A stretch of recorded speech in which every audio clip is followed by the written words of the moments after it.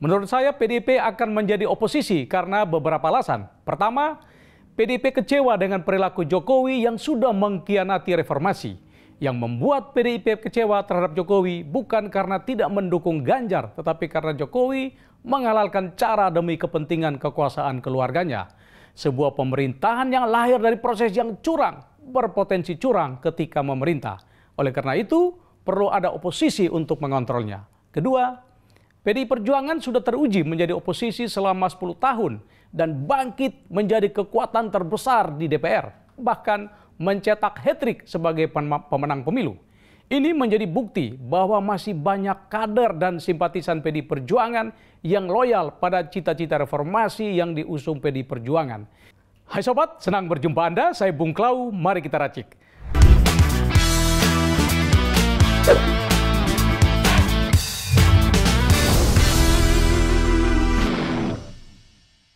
Kali ini saya tidak mau bicara panjang lebar mengenai kecurangan pemilu karena banyak dari Anda sudah mengetahui modus kecurangannya. Bagaimana pemerintah secara terstruktur, sistematif, dan masif merekayasa sejumlah langkah dari hulu hingga hilir untuk memenangkan Prabowo Gibran.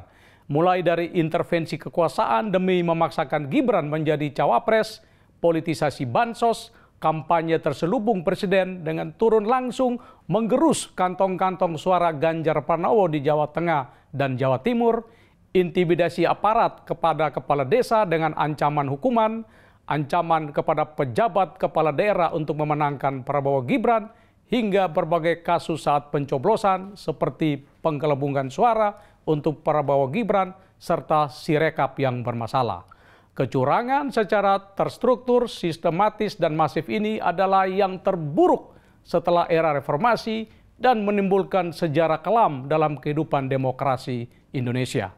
Sobat, jika pada akhirnya KPU menetapkan Prabowo Gibran sebagai pemenang, namun bagi sekitar 43% pemilih, kemenangan itu lahir dari proses yang cacat konstitusi dan cacat etika. Mungkin Anda menganggap saya terlalu keras jika saya mengatakan bahwa sejak awal saya menilai Prabowo Gibran sudah kehilangan legitimasi moral dan etika sebagai capres-cawapres. Pasalnya, Prabowo masih memiliki utang dosa penculikan para aktivis dan Gibran memiliki dosa penghancuran konstitusi. Sobat, walaupun Prabowo Gibran menang satu putaran, namun kekuatan partai-partai pendukung mereka tidak determinan di parlemen. Jika kita menggunakan data quick count di Bank Kompas, hanya 8 parpol yang lolos ke DPR. 4 partai pendukung Prabowo Gibran yakni Gerindra, Golkar, Demokrat, dan PAN hanya memperoleh 42,76% suara. Sedangkan partai pendukung paslon 01 dan 03 yang lolos ke DPR yakni PDIP, PKB, Nasdem, dan PKS meraup 45,43% suara. Kekalahan jumlah suara ini akan menyulitkan pemerintahan Prabowo Gibran karena berbagai kebijakannya akan terganjal oleh 4 partai oposisi. Realitas inilah yang menyebabkan Presiden Jokowi sudah melakukan manuver hari Minggu kemarin dengan memanggil Ketua Umum Partai Nasdem Surya Paloh ke istana. Walaupun petinggi Nasdem mengatakan pertemuan itu hanya sebuah silaturahmi, namun menurut saya Jokowi dan Surya Paloh membahas kemungkinan Nasdem bergabung dalam Koalisi Indonesia Maju. Dengan perolehan suara 9,94%, bergabungnya Nasdem membuat Koalisi Indonesia Maju unggul dari sisi suara. Namun, apakah Surya Paloh akan bergabung dalam pemerintahan Prabowo Gibran? Cukup sulit bagi Surya Paloh menolak Jokowi, karena pertama, masih ada elit Nasdem sekaligus Menteri Pertanian Syahrul Yassin Limpo yang tersandra kasus hukum. Yassin Limpo kabarnya menjadi alat bargaining politik antara Jokowi dan Surya Paloh. Jokowi memang terkenal dengan strategi mengkooptasi lawan politik menggunakan kasus hukum. Lihat saja bagaimana Airlangga Hartarto dan Zulkifli Hasan tidak diproses lebih lanjut begitu mereka bergabung mendukung Prabowo Gibran. Dan yang kedua, bisnis Surya Paloh sempat terganggu setelah pencalonan Anies sebagai calon presiden. Pertanyaannya adalah, apakah Surya Paloh bisa bertahan menjadi oposisi sementara dia menyadari efek buruk yang bakal diterima selama 5 tahun ke depan? Jika Surya Paloh memilih bergabung dalam pemerintahan, persoalan hukum dan ekonomi bisa teratasi dan kader Nasdem bisa saja mendapat jatah menteri atau posisi penting lainnya. namun akan memukul balik Surya Paloh yang selama kontestasi mengusung tagline perubahan. Ini sama saja Surya Paloh menjilat ludahnya sendiri dan akan membawa dampak buruk bagi Nasdem di masa depan. Lantas bagaimana dengan Anies Baswedan? Apakah akan mengikuti sikap Surya Paloh? Menurut saya, Anies memilih jalan sendiri.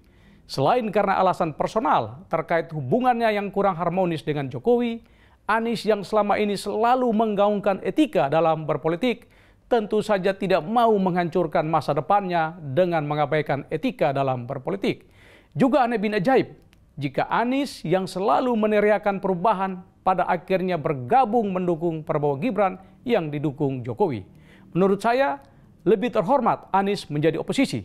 Citra dirinya sebagai politisi yang konsisten, tidak haus kuasa, kritis dalam mengawasi pemerintahan, akan menjadikan Anies jauh lebih kuat di masa depan.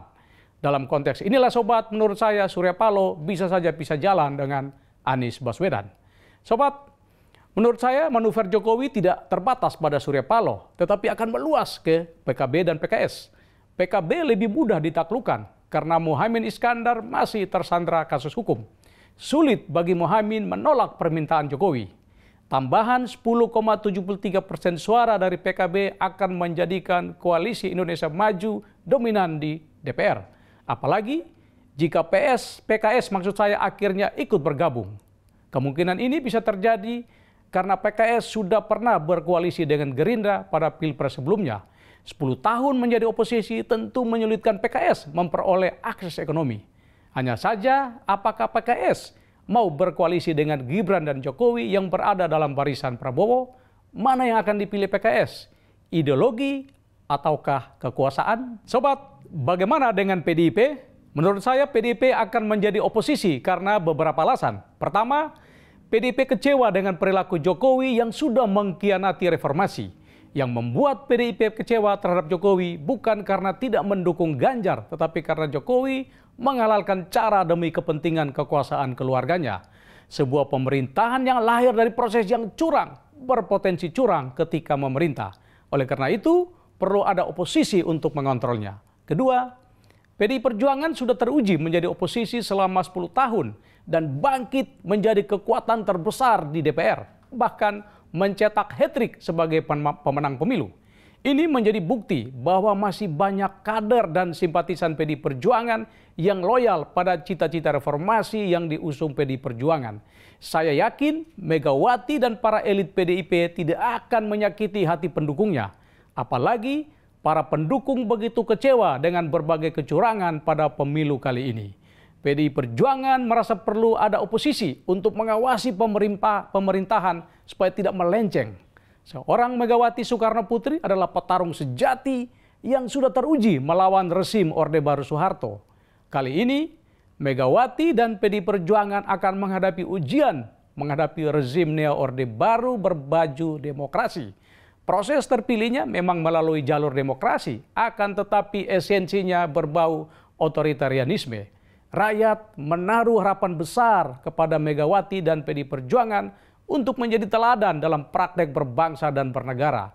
Ketiga, menjadi bagian dari pemerintahan Prabowo Gibran sama saja dengan mengakui praktek menghalalkan cara yang mereka pergunakan. Padahal ini yang selalu ditentang PDI Perjuangan dan jutaan rakyat yang masih menempatkan etika dan moralitas dalam berpolitik. Megawati menurut saya akan memilih mengikuti hati nurani rakyat. Dan saya pribadi sobat mendukung pilihan untuk menjadi oposisi. Oke sobat, terima kasih sudah menikmati Racikan Klau. Sampai jumpa.